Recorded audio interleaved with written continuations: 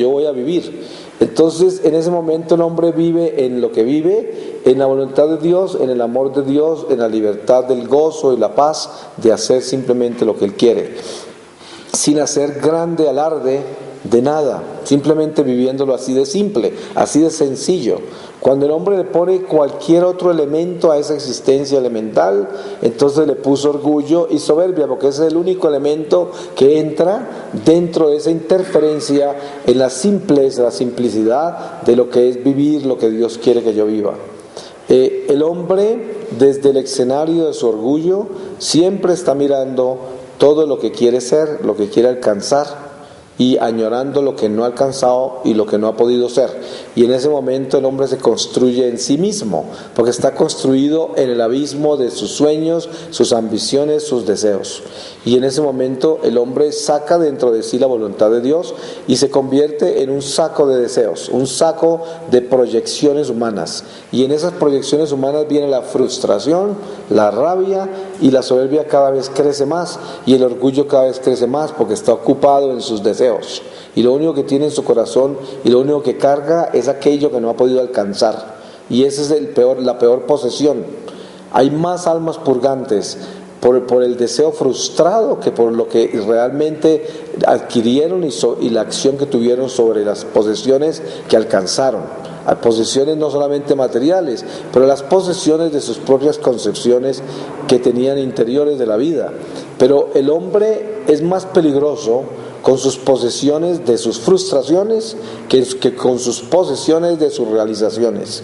Y ahí es donde viene el sentido del orgullo más peligroso de todos, que es el orgullo del hombre que llega a entrar a un estado de soberbia tal que está más aferrado a lo que no ha alcanzado que a lo que ha alcanzado. Y ahí es donde viene el sentido de la espiritualidad del hombre. Hay seres que en la sed que tienen por Dios llegan a entrar en la soberbia porque quieren ser santos de la noche a la mañana, o se consideran santos ya, simplemente por sus prácticas religiosas, y en un momento dado se sienten seguros de que andan bien con Dios. Y ese es el momento más grave de la soberbia, porque es como cuando uno se va a confesar y no encuentra ningún pecado. Entonces el primer pecado que tiene que confesar es el de la soberbia, que ya ni siquiera se acuerda qué son los pecados y qué es pecado, porque ya ni siquiera se acuerda de nada de lo malo que hace. Precisamente hay en la situación de un ser alejado de Dios, lo más común en una persona que ya no vuelve a la iglesia, un católico que se va. A veces se encuentran uno de estos hombres ya viejos por ahí, en un hogar donde todos están orando porque el papá se confiese, que hace 30 años no se confiesa, y el diálogo más común de ese papá es: yo nunca he matado a nadie, yo no robo, yo no miento, toda la vida me he dedicado a mi familia, lo único que he hecho es trabajar como loco para que esta gente se eduque. Y mire, inclusive son un poco de ingratos que ni siquiera agradecen todo lo que hice. Yo estoy aquí en paz con Dios, Dios me conoce a mí, Él y yo tenemos una relación íntima. Él me conoce a mí, yo lo conozco a Él, yo estoy en paz, no necesito confesarme con nadie. Este es un lamento muy común, pero si nosotros trasladamos ese mismo lamento hacia adentro, al que está dentro de la iglesia, al que está dentro de la fe, al que está comprometido, le aseguro que hay una similitud increíble en actitud religiosa de decir: pues yo vivo una vida con Dios, yo tengo una actividad con Dios permanente, y yo pues mantengo también un sacramento de reconciliación frecuente en mi vida, pero entonces no me doy cuenta que en un momento dado se me está disminuyendo la conciencia de mi conducta, y de repente mi conducta puede estar llena de orgullo y soberbia hasta el punto de que ya no alcanzo a distinguir las áreas de pecado más peligrosas, que son la falta de caridad, la falta de compasión, la falta de misericordia, donde están los pecados más sutiles de todos, que es cuando yo camino en un territorio donde le estoy faltando a la caridad a mis hermanos,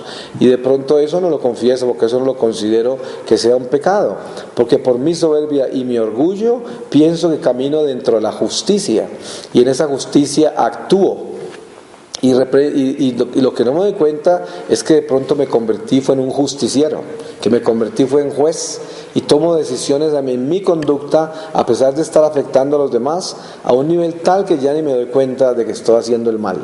Y esta es una conducta subliminal donde el orgullo se convierte en una enfermedad mortal, un arma letal. Es como, hay enfermedades que dicen que son un asesino silencioso, como la presión alta, la diabetes y algunas enfermedades que no son detectables fácilmente en un momento dado y pueden matar a un individuo. Los llaman el asesino silencioso.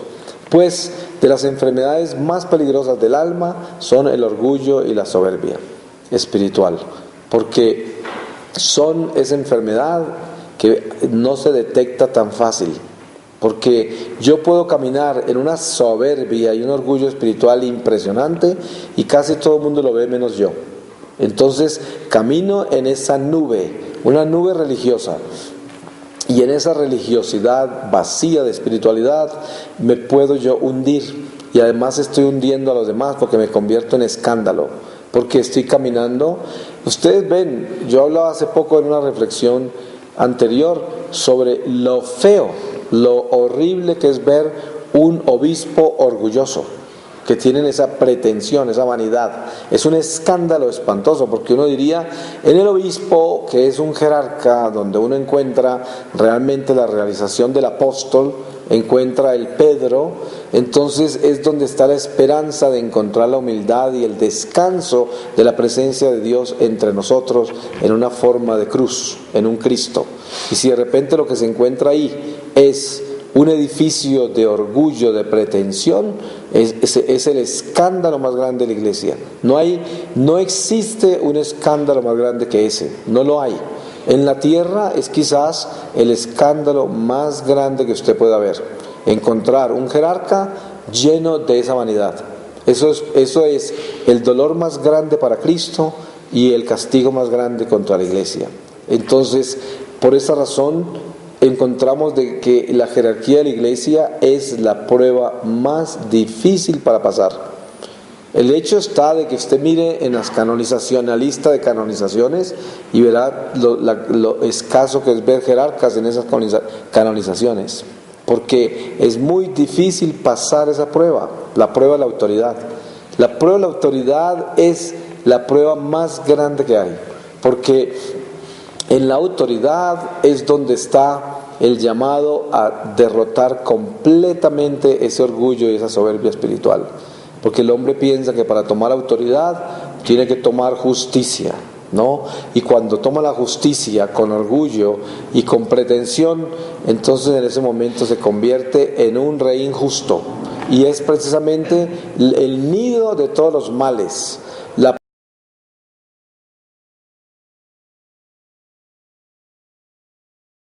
La prueba más grande que hay, porque en la autoridad es donde está el llamado a derrotar completamente ese orgullo y esa soberbia espiritual, porque el hombre piensa que para tomar autoridad tiene que tomar justicia, ¿no?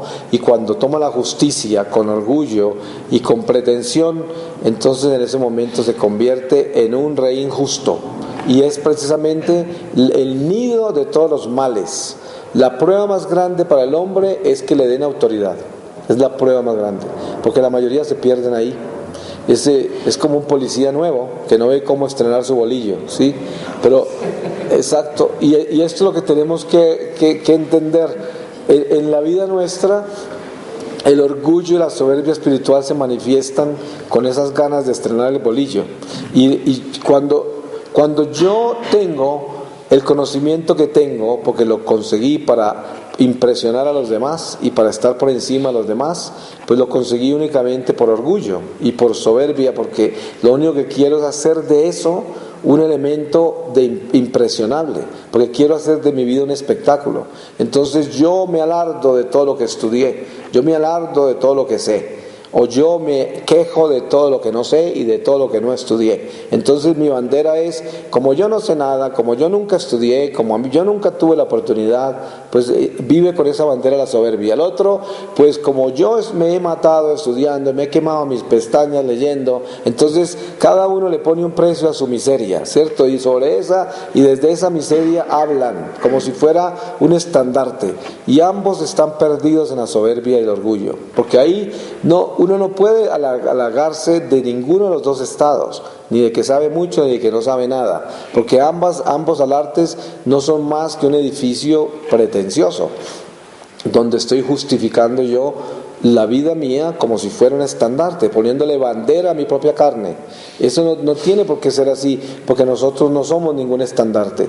La única bandera que llevamos es la bandera de la salvación en Cristo, y por eso es lo único que nos debemos enorgullecer de ser de Él, porque Él es la salvación, la vida, el camino, es el único que es, y por lo tanto lo único que yo hizo, es la única bandera que llevo izada, que soy de Cristo. El resto, lo que yo he hecho de mí mismo, no es una bandera.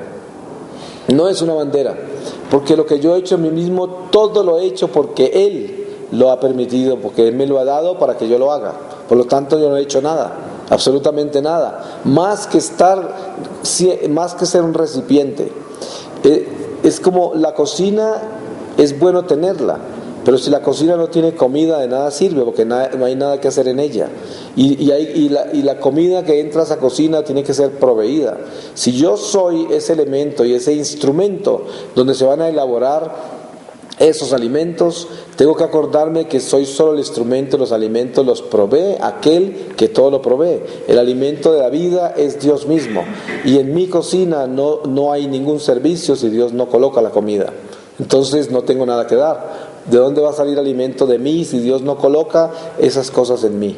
Por mucho que yo tenga todos los elementos, nada valgo ni nada soy si no produzco, si no doy fruto. Y para dar fruto tengo que recibir la materia prima de esos frutos, y la materia prima de esos frutos solo la da Dios, nadie más. Y ahí es donde debo estar yo convencido de que jamás le puedo poner precio a las cosas que yo doy y a las que he entregado, a las cosas en las cuales yo actúo. Y en esas proyecciones humanas viene la frustración, la rabia, y la soberbia cada vez crece más, y el orgullo cada vez crece más, porque está ocupado en sus deseos. Y lo único que tiene en su corazón y lo único que carga es aquello que no ha podido alcanzar. Se construye en sí mismo, porque está construido en el abismo de sus sueños, sus ambiciones, sus deseos. Y en ese momento el hombre saca dentro de sí la voluntad de Dios y se convierte en un saco de deseos, un saco de proyecciones humanas. Así de simple, así de sencillo.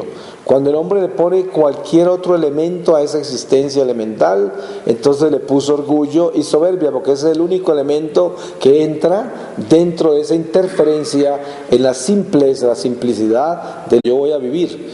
Entonces, en ese momento el hombre vive en lo que vive, en la voluntad de Dios, en el amor de Dios, en la libertad del gozo y la paz de hacer simplemente lo que él quiere, sin hacer grande alarde de nada, simplemente viviendo lo que es vivir, lo que Dios quiere que yo viva. El hombre, desde el escenario de su orgullo, siempre está mirando todo lo que quiere ser, lo que quiere alcanzar, y añorando lo que no ha alcanzado y lo que no ha podido ser. Y en ese momento el hombre